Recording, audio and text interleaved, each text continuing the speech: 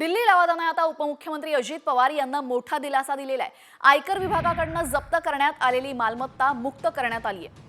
दिल्ली लवादाने हा मोठा निर्णय दिला असून पार्थ पवार आणि सुनेत्रा पवार यांच्याशी संबंधित जप्त मालमत्ताही कोर्टाने मोकळी केलेली आहे। Sparkling Soil, Guru Commodity, Fire Power Agri Farm आणि निबोध ट्रेडिंग कंपनीशी संबंधित मालमत्ता जप्त करण्यात आल्या होत्या। या निर्णयामुळे अजित पवारांना आता मोठा दिलासा मिळालाय। आयकर विभागाने आता जप्त केलेली मालमत्ता मुक्त करण्याचे आदेश देत अजित पवारांना मोठा दिलासा दिलेला आहे आणि पार्थ आणि सुनेत्रा पवारांसंबंधित मालमत्ता मुक्त होणार आहेत।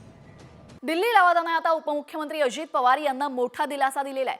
आयकर विभागाकडून जप्त करण्यात आलेली मालमत्ता मुक्त करण्यात आली आहे। दिल्ली लवादाने हा मोठा निर्णय दिला असून पार्थ पवार आणि सुनेत्रा पवार यांच्याशी संबंधित जप्त मालमत्ताही कोर्टाने मोकळी केलेली आहे। Sparkling Soil, Guru Commodity, Fire Power Agri Farm आणि निबोध ट्रेडिंग कंपनीशी संबंधित मालमत्ता जप्त करण्यात आल्या होत्या। या निर्णयामुळे अजित पवारांना आता मोठा दिलासा मिळालाय।